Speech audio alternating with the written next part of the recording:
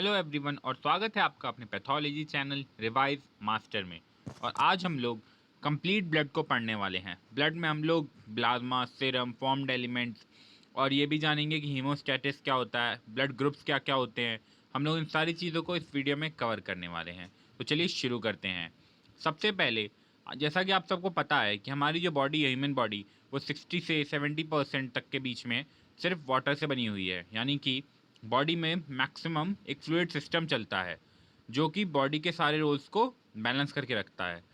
लेकिन ब्लड एक बॉडी का फ्लूइड नहीं है। जैसे टीयर्स, म्यूकस, सलाइवा और यूरिन है, वो बॉडी के फ्लूइड्स हैं। लेकिन ब्लड फ्लूइड नहीं है। ब्लड एक कनेक्टिव टिश्यू है और ये कंसिस्ट करता है एक लिक्विड मैट्रिक्स में कई सारे सेल्स को। एवरेज पर्सन में 4.8 लीटर तक ब्लड होता है, यानी कि 8% of body weight. If loss of body weight, if loss of 15 to 30% of blood, pallor and weakness feel होने लग जाती है हम लोग को। अगर हमसे 30% से ज़्यादा हमारी बॉडी से ब्लड निकल जाता है तो हमें सीवियर शॉक तक हो सकता है, फिर डेथ भी हो सकती है। दो तरीके के ब्लड होते हैं। आर्टेरियल ब्लड, जो कि ब्राइट रेड होता है, जिसमें ऑक्सीजन और हीमोग्लोबिन मिला हुआ होता है, यानी कि ऑक्सीजन की मात्रा ज़्यादा होती है हीमोग्लोबिन में, तो इसीलिए उसको ऑक्सी हीमोग्लोबिन कहते हैं। और दूसरा टाइप का ब्लड होता है वीनस ब्लड, जो कि डार्कर रेड होता है, क्योंकि वहाँ पे वो डीऑक्सीनेटेड ब्लड होता है, वहाँ पे ऑक्सीजन कम होता है काफ़ी। कॉम्पोजिशन, प्लाज्मा 55% हमारी बॉडी में होता है। और फिर फॉर्म्ड एलिमेंट्स, ब्लड में दो चीज़ें होती हैं, एक प्लाज्मा जो कि 55% होता है ब्लड का, और 45% फॉर्म्ड एलिमेंट्स होते हैं। फॉर्म्ड एलिमेंट्स में तीन आते हैं, आरबीसीज, डब्ल्यूबीसीज एंड प्लेटलेट्स। अब हम देखेंगे प्लाज्मा और सीरम के बारे में। तो प्लाज्मा क्या है? The liquid part of the blood is plasma. It is clear straw coloured fluid. Plasma consist of liquid solvent. Plasma एक लिक्विड सॉल्वेंट होता है। प्लाज्मा में मोस्टली वाटर होता है 93% तक में। उसके बाद में 7% में सल्यूट्स होते हैं, जिसमें डिफरेंट डिफरेंट हो सकते हैं, जैसे कि आपके में salts, ions, gases, hormones, nutrients, waste, enzyme, सब कुछ होगा। Most solutes are proteins. Plasma proteins होते हैं मैक्सिमम सॉल्यूट्स, बाकी जो 7% होता है उसमें।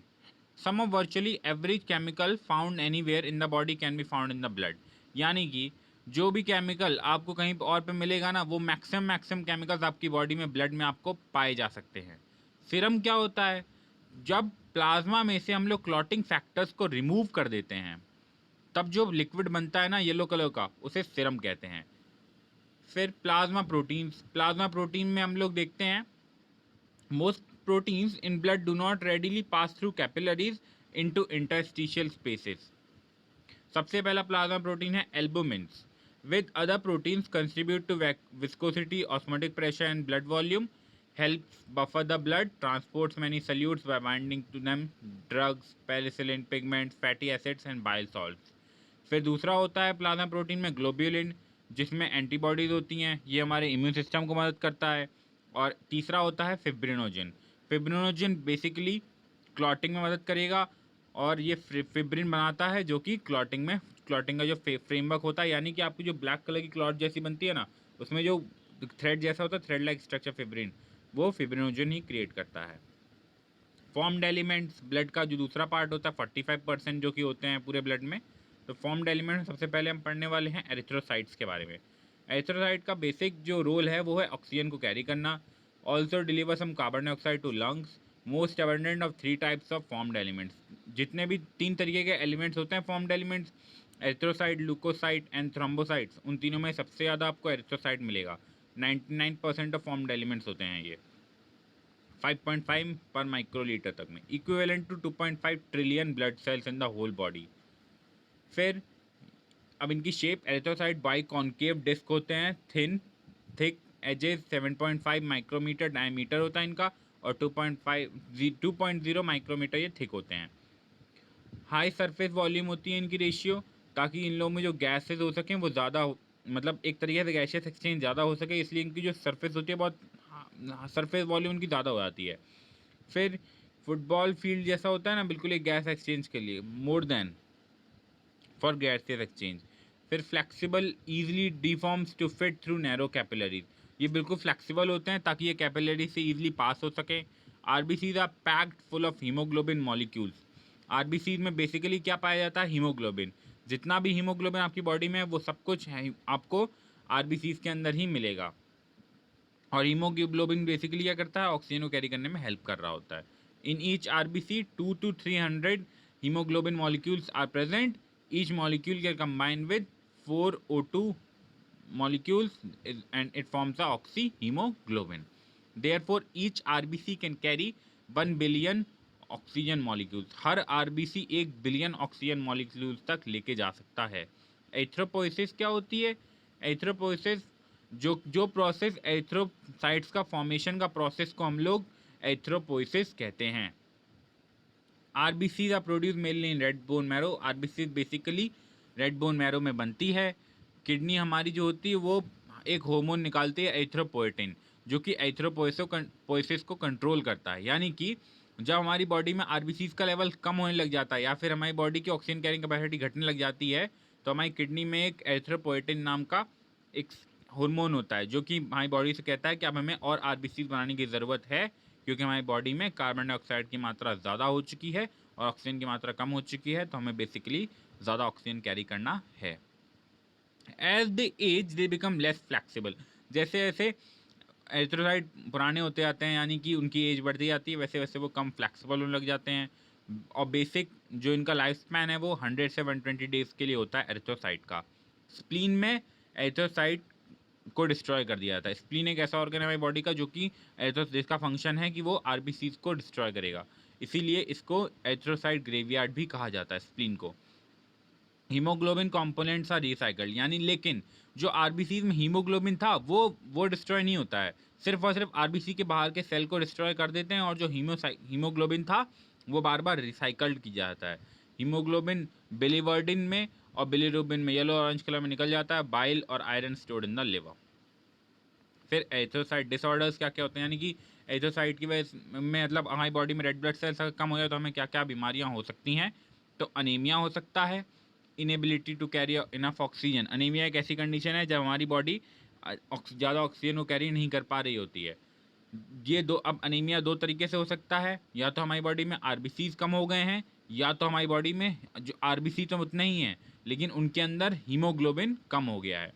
तो जब हीमेटोक्रेट वैल्यू यानी कि आरबीसी कम हो गया, तब नॉर्मल में हीमेटोक्रेट 42 से 52% होता है मेन में, विमेन में होता है 37 से 48% तक में।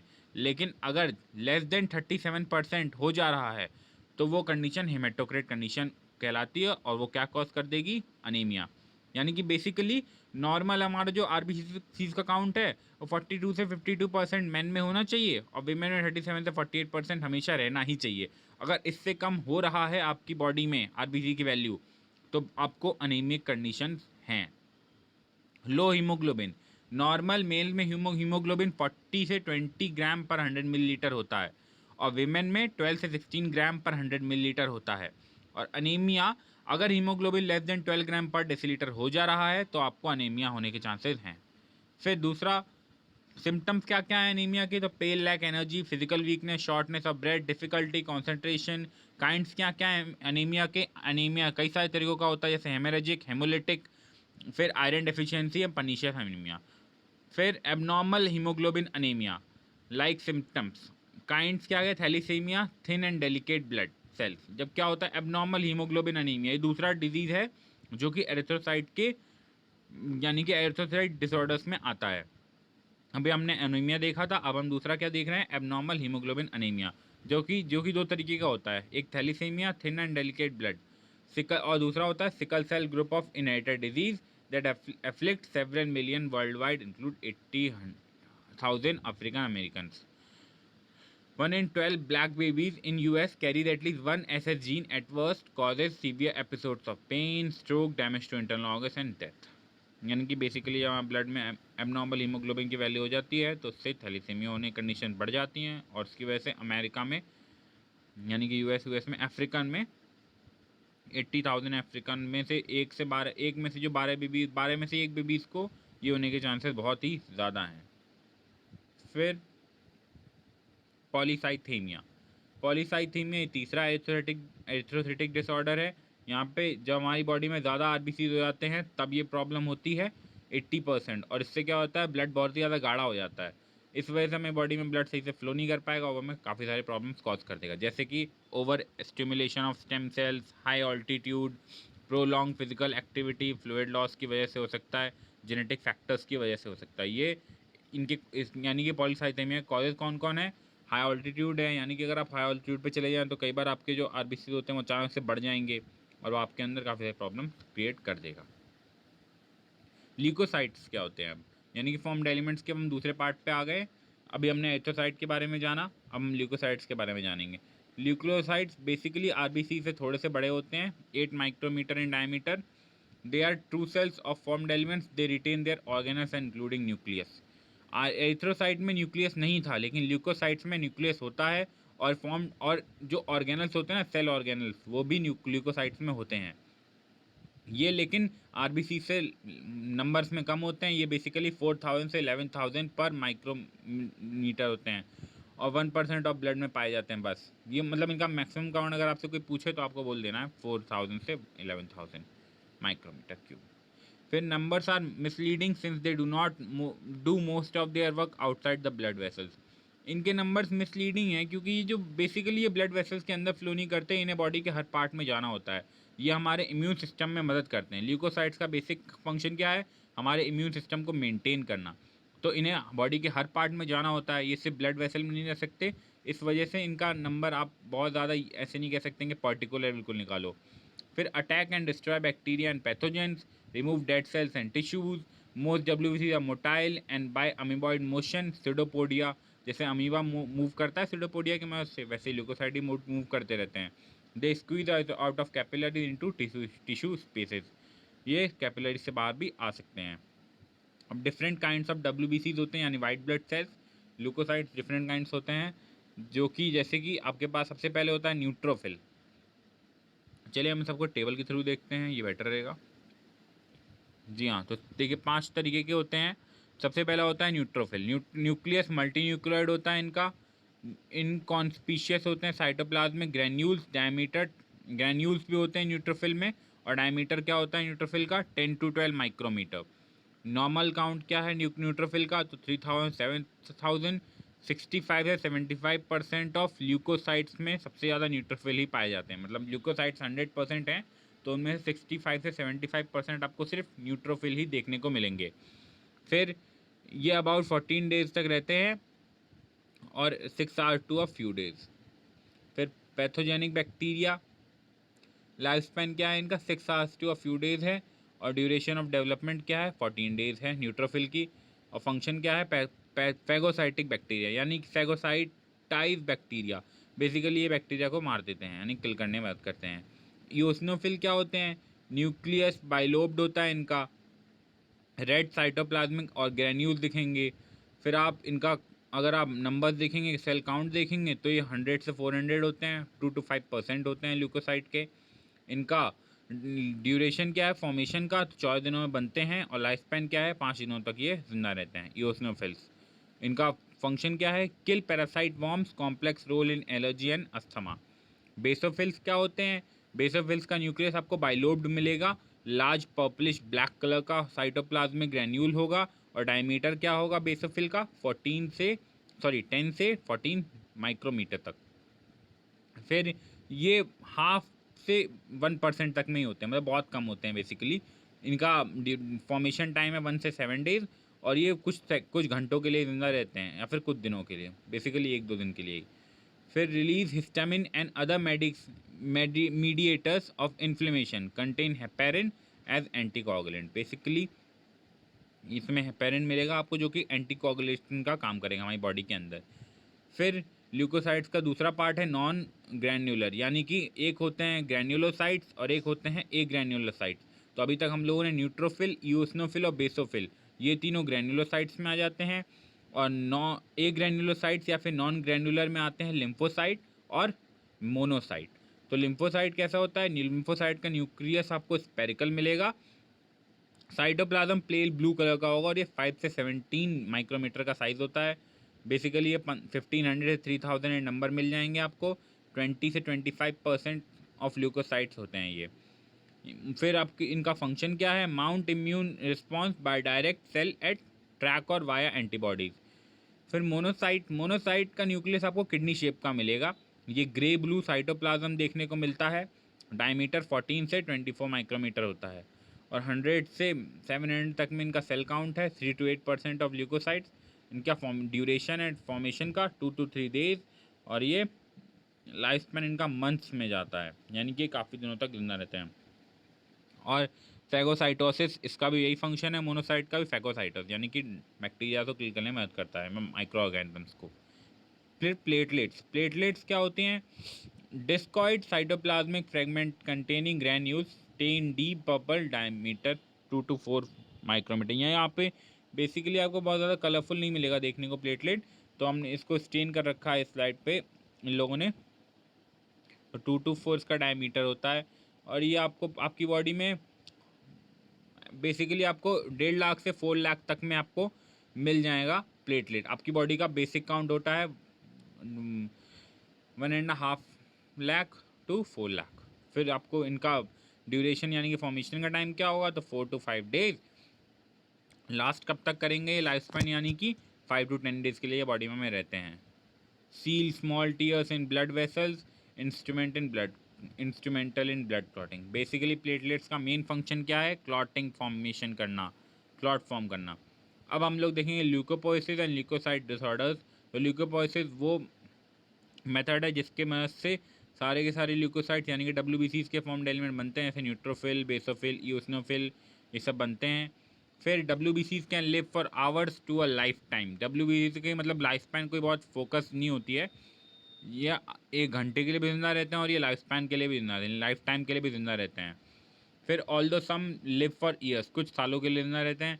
WBCs usually form from stem cell से बनते हैं ये, जो कि हमारी बोन मैरो में पाई जाती है, और लिम्फेटिक टिश्यू से बनते हैं। डिसऑर्डर्स क्या क्या हैं? तो डिसऑर्डर्स में आता है ल्यूकोसाइटोसिस। जब WBC समटाइम्स जब काउंट बढ़ जाए हमारी बॉडी में, तब हम इसे ल्यूकोसाइटोसिस कहते हैं। यह कौन सी कंडीशन, ये क्या क्या इंडिकेट करता है? तो एक्यूट इन्फेक्शन जैसे कि appendicitis, vigorous exercise, excessive loss of body fluids की वजह से भी हो जाता है, ठीक है। फिर leukaemia, cancer characterized by under control production of leukocytes. Leukaemia क्या है? ल्यूकेमिया एक कैंसर है जिसमें हमारा जो ल्यूकोसाइट्स होता है उनका प्रोडक्शन बढ़ जाता है। फिर लेकिन जो ये बन के ना एक बहुत ही क्लस्टर जैसा एक फॉर्म कर लेता है बॉडी में बेसिकली, लेकिन उनमें से मैक्सिमम सेल किसी काम के नहीं होते हैं। Crowd out functioning of WBCs, इसी वजह से बॉडी में बहुत प्रॉब्लम हो सकती है और ये अनेमिक कंडीशन भी प्रोवाइड करवा सकता है हमारी बॉडी में। 2 तरीके के, माइलॉइड ल्यूकीमिया जो कि ग्रैनुलोसाइट की वजह से होता है, और लिम्फोइड ल्यूकीमिया जो कि लिम्फोसाइट्स की वजह से होता है। फिर दूसरा डिसऑर्डर क्या है? ल्यूकोपीनिया। ल्यूकोपीनिया में WBC का काउंट घट जाएगा, यानी कि कम हो जाएगा। ल्यूकोसाइटोसिस में बढ़ रहा था और ल्यूकोपीनिया में वो कम हो जा रहा है। तो total WBC count less than 5000 पर माइक्रोमीटर क्यूब। फिर may be due to bone marrow defects और irradiation, excessive destruction of WBC, या फिर आपकी बॉडी में होने लगा हो, और या फिर ये हमारी बॉडी में काफ़ी कुछ दिखाने लगा, जैसे कि इंडिकेट क्या करता है? तो influenza, measles, mumps, chicken pox, poliomyelitis, anaemias and lead poisoning. तो अब थ्रोम्बोसाइट्स के बारे में पढ़ेंगे। थ्रोम्बोसाइट्स का मतलब होता है प्लेटलेट्स यहाँ पे होल सेल नहीं होती। प्लेटलेट आपको बिल्कुल छोटे छोटे इरेगुलर शेप के देखने को मिलेंगे। ये इरेगुलर शेप सेल फ्रेगमेंट्स होते हैं, 2 to 4 माइक्रोमीटर डायमीटर के होते हैं, और ये एरिथ्रोसाइट के बाद सेकंड मोस्ट अबंडेंस होता है हमारी बॉडी में। यानी कि इनका अगर आप एवरेज वॉल्यूम देखें तो हमारी बॉडी में 2,50,000 से लेके आपको ये 4 लाख तक में मिल जाएंगे। फिर number varies depending on site of collection. और बेसिकली आपकी बॉडी में जगह जगह पे इनका नंबर वेरी कर जाएगा कि ये कहाँ पे ज़्यादा इनको ज़रूरत है कलेक्ट करने की, कहाँ पे ज़्यादा ज़रूरत नहीं हो रही है। नो जेंडर डिफरेंस, मेल और फीमेल दोनों बराबर ही रहते हैं। फंक्शन क्या है? तो भैया 3 फंक्शंस होते हैं ताकि ये क्लॉट फॉर्मेशन कर सकें। सबसे पहला होता है सिक्रीट वैसो कॉन्स्ट्रिक्शन। जैसे मान लीजिए आपकी वसल्स में कहीं पे कोई कट आ गया है, तो ये क्या करेंगी, जाके वहाँ पे खूब तेज़ी से उसको एकदम कंस्ट्रिक्ट कर देंगी, यानी कि बांध देंगी, जिससे कि आपका जो ब्लड लॉस कम हो जाए साइट ऑफ डैमेज पे जाके। दूसरा, प्रमोट हीमोस्टैटिस मतलब अगर आपकी बॉडी में कहीं पे कट आ गया तो ये ब्लड फ्लो को जा करके बिल्कुल वहाँ जाके प्लेटलेट प्लग फॉर्म कर देंगी और फिर वहाँ पे क्लॉट फॉर्मेशन कर देंगे, जिससे कि आपके बॉडी में से ब्लड निकालना कम हो जाए। फिर stimulate formation of clot dissolving enzymes. अब क्लॉट हमारी बॉडी में आप देखते होंगे हमेशा नहीं रहता है, तो हमारी बॉडी में जितना क्लॉट बाहर बनेगा उतना अंदर ही बनता है, और तो और हमें उस क्लॉट को डिज़ोल्व भी करना है, वो क्लॉट हमेशा हमारी बॉडी पे नहीं रह सकता। तो इसलिए प्लेटलेट पहले क्लॉट को फॉर्म भी करती है, उसके बाद में उसको डिस्ट्रॉय भी प्लेटलेट्स ही करती हैं, और ये इसके लिए काफ़ी सारे तरीके के एंजाइम्स को निकालती हैं। उसके बाद में हीमोस्टैटिस के बारे में जान लेते हैं। तो हीमोस्टैटिस का मतलब है स्टॉपेज ऑफ ब्लड फ्लो, और इसमें 3 पार्ट्स होते हैं, यानी कि 3 स्टेप में होता है ये। सबसे पहले vascular spasm, platelet plug and then clotting cascade. सबसे पहले वेस्कुलर स्पैज़म में क्या होगा, occurs instantly, platelet release serotonin and thrombogen. सबसे पहले क्या होगा, जैसे ही जैसे मान लिया आपको इस वेसल में कट आ गया है, तो वहाँ पे डायरेक्ट जल्दी से प्लेटलेट जाएंगे और फिर सेरोटोनिन और थ्रोम्बोजेन को रिलीज़ करके वहाँ पे आपकी उस वेसल को कंस्ट्रिक्ट कर देंगे, यानी कि ब्लड का फ्लो को बहुत ज़्यादा कम कर देंगे, कस के बांध देंगे। फिर उसके बाद में क्या होगा, 1 to 5 seconds after injury platelet become sticky, adhere to expose collagen fibres in the damage area and to each other, process में stop if leakage sealed if not continues to clotting. अगर 1 से 5 सेकंड में, आपकी injury के 1 से 5 second में वहाँ पे प्लेटलेट पहुँच जाते हैं, प्लेटलेट प्लग को फॉर्म करने लग जाते हैं धीरे धीरे। अगर वहाँ पे प्लेटलेट प्लग को फॉर्म करने के बाद ही अगर ब्लड की फ्लो रुक गई है, तो फिर वो क्लॉटिंग अब रुक जाएगी, लेकिन अगर ऐसा नहीं हुआ है तो क्लॉट फॉर्मेशन कंटिन्यू रहता है। फिर तीसरा क्या है, ब्लड क्लॉटिंग क्या है। If injury is extensive, clotting cascade is initiated, mechanism must be rapid to stop bleeding. अगर बहुत ज़्यादा इंजरी बड़ी है तो फिर क्लॉटिंग कैस्केड बड़ा, मतलब स्पीड तेज़ होनी चाहिए ताकि वो ब्लीडिंग को रोक सके, और ये एक अच्छा पॉजिटिव फीडबैक है हमारी बॉडी के लिए। सबसे पहले क्या होता है, एक ट्रिगर होता है, rough spot in the lining of blood vessel, slow blood flow, ये हमारी बॉडी की ब्लड फ्लो को रोक देगी। फिर clumps of platelet adhere to site for 1 to 2 second, 1 से 2 सेकेंड में बहुत सारे प्लेटलेट्स आके उस साइट पे लग जाएंगे। फिर उसके बाद में प्लेटलेट्स और डैमेज टिश्यूज़ क्या करते हैं, क्लॉटिंग फैक्टर्स को रिलीज़ करेंगे। जैसे ही क्लॉटिंग फैक्टर्स में कौन कौन, थ्रोम्बोप्लास्टिन, प्रोथ्रोम्बिन एक्टिवेटर, इन सबको रिलीज़ करेंगे। फिर उसके बाद में क्या होगा, thrombin convert circulating fibrinogen to fibrin, and then fibrin is a protein forming fine threads that tangle together to form a clot. Fibrin धीरे धीरे एक दूसरे थ्रेड, फाइब्रिन एक तरीके का थ्रेड होता है जो कि बेसिकली बहुत जल्दी अपने आप को आपस बाकी फाइब्रिन से जोड़ेगा और धीरे धीरे क्लॉट फॉर्म कर देगा। क्लॉट रिट्रैक्शन कितनी देर के लिए होता है, 30 से 60 मिनट्स के लिए। Draws edges of clot together, when tissues repair is complete and clot is no longer needed, platelets secrete factor 12, stimulates formation of enzyme that dissolve the old clot। Fibrinolysis क्या होता है, फिब्रिनोलाइसिस का मतलब है clot dissolution occurs continuously, plasmins and fibrolysin is equal to clot busters. यानी कि basically fibrinolysis process है clot को वापस से डिसॉल्व कर देने, यानी कि डिस्ट्रॉय कर देना एक तरीके से। प्लेटलेट्स फॉर्मेशन, प्लेटलेट फॉर्म कैसे होते हैं बॉडी में। प्लेटलेट का लाइफ स्पैन बहुत छोटा होता है, 1 to 2 वीक्स के लिए होती हैं, बोन मैरो फॉर्म होती हैं और लंग स्पिन में जाके फिर 1 give rise to 6000 platelets. If not used they are destroyed by liver और स्प्लीन, लिवर और स्प्लीन को वापस से डिस्ट्रॉय कर देते हैं। Spleen also stores large number of platelets in times of stress, यानी कि मान लीजिए स्प्लीन में पहले से ही प्लेटलेट स्टोर होते हैं काफ़ी सारे, ताकि कहीं आपको चोट वोट लगी बहुत ज़्यादा तेज़ी से तो वहाँ पे खूब सारे प्लेटलेट जाके क्लॉट फॉर्म कर देंगे। थ्रोम्बोसिटिक डिसऑर्डर्स क्या क्या होते हैं, थ्रोम्बोसिटिक डिसऑर्डर्स में आता है spontaneous clotting, body has mechanism that prevent spontaneous clotting without vessel damage. आपकी बॉडी के अंदर ही वेसल्स के बीच में कहीं गलती से खुद पे खुद क्लॉट फॉर्मेशन होने लग जाए तो उसे स्पॉन्टेनियस क्लॉटिंग एक तरीके से कहते हैं। तो हमारी बॉडी में पहले से ऐसा एक मैकेनिज्म होता है जो कि एंटीकोगुलेंट का काम करता है, वो क्लॉट को फॉर्म नहीं होने देता है। लेकिन कहीं अगर थ्रोम्बोसिटिक डिसऑर्डर हो जा रहा है, यानी कि स्पॉन्टेनियस क्लॉटिंग हो जा रही है, तो हमारे वेसल में खुद से ही क्लॉटिंग होने लगेगी। फिर उसके बाद में blood also contains anti thrombins, inactivate thrombin, example heparin, a natural blood constituent, sometimes clots are triggered by internal factors। फिर 2 conditional favor clots factors are rough spots of blood vessels। फिर दूसरा है abnormally slow flow of blood, bedridden or immobilized patients। फिर these may be caused by severe Burns, inflammations. Thrombus क्या होता है, फ्लेक्सिया persistent clot. Embolism क्या होता है, एक ट्रैवलिंग क्लॉट। थ्रोम्बस और एम्बोलिज्म का डिफरेंस जान लीजिए। थ्रोम्बस एक फिक्स्ड क्लॉट है, यानी कि एक जगह फिक्स रहेगा। एम्बोलिज्म एक ट्रैवलिंग क्लॉट है बॉडी के अंदर ही। फिर थ्रोम्बोसाइटोपिनिया क्या होता है?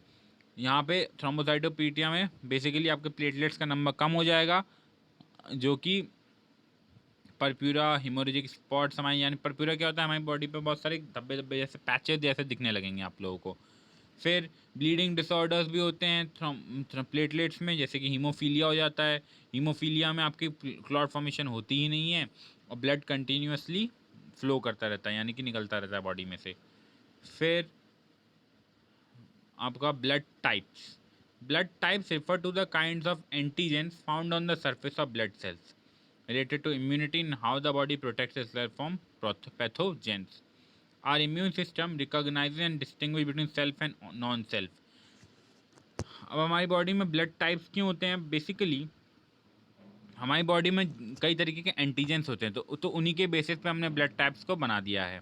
अब हमारी बॉडी में हम हर तरीके के, जब आपने देखा होगा कि हम ब्लड जैसे डोनेट करते हैं, तो फिर हर आदमी को हर ब्लड नहीं दे सकते हम लोग। जो उनका एंटीजन टाइप होगा तो उसको हम वही वाला ब्लड देते हैं, क्योंकि हमारी बॉडी रिकॉग्नाइज कर लेती है कि कौन सा ब्लड टाइप हमारे वाला है या कौन सा हमारे वाला नहीं है।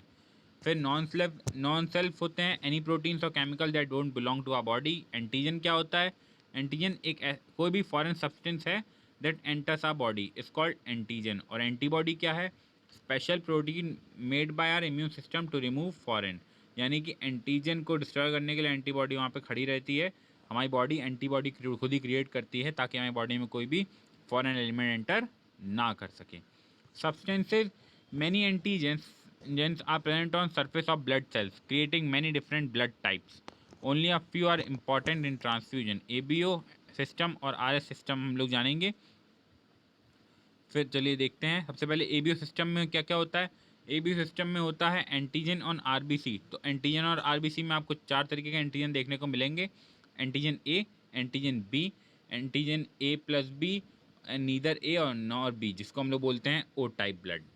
फिर एंटीबॉडी आपको कौन कौन सी मिलेगी? जब जहाँ पे एंटीजन ए होगा वहाँ पे एंटीबॉडी बी प्रेजेंट होगी, जहाँ पे एंटीजन बी होगा वहाँ पे एंटीबॉडी ए प्रेजेंट होगा, जहाँ पे एंटीजन A+B होंगे वहाँ पे कोई भी एंटीबॉडी नहीं होगी, और जहाँ पे ओ टाइप ब्लड होगा, यानी कि जहाँ पे ए भी ब्लड नहीं है और ओ भी प्रेजेंट नहीं है, वहाँ पे बोथ टाइप के एंटीबॉडीज देखने को मिलेंगी। ब्लड डोनर कौन कौन? टाइप ए को कौन कौन दे सकता है ब्लड? तो बी टाइप नहीं दे सकता और ए बी टाइप नहीं दे सकता। ए टाइप दे सकता है, ओ टाइप दे सकता है। ब्लड डोनर कैन नॉट है। टाइप बी को कौन कौन दे सकता है? तो टाइप बी को सिर्फ बी और ओ दे सकता है। Type A B universal recipient होता है, कोई भी टाइप दे सकता है, और टाइप ओ को ओ ही दे सकता है, और ये यूनिवर्सल डोनर होता है टाइप ओ। फिर cross matching confirms compatibility since many other antigens are present and some may cause reactions. Even type O donors must be cross matched. RH incompatibility क्या होती है? RH एक यानी RH सबसे पहले एक मंकी की, मतलब हमारी जो सबसे क्लोज स्पीशीज़ है उनमें पाया गया था। RH बेसिकली क्या होता है? कुछ जो फीमेल्स मदर्स होती हैं ना, उनमें या फिर कुछ लोग जो होते हैं जिनमें RH टाइप का ब्लड होता है।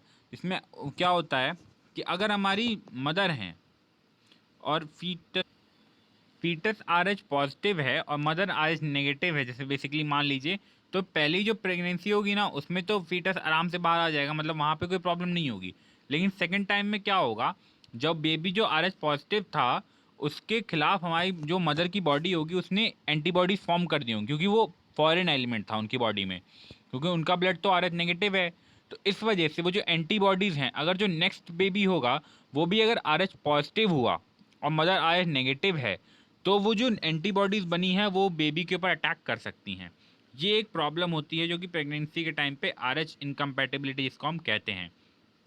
लेकिन हम इसे बेसिकली कम कर सकते हैं, कुछ एंटीबॉडियों को, दवाइयों को देकर के ये कम हो जाती है। Haematology in old age, baseline rate of erythropoiesis doesn't change much with aging.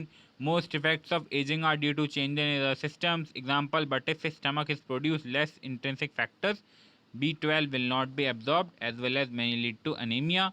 Example, atrophy of kidneys may reduce erythropoietin, which could also affect erythropoiesis, and thrombosis increases as plaques of through sclerosis in blood vessels builds. Well, basically, thank you so much.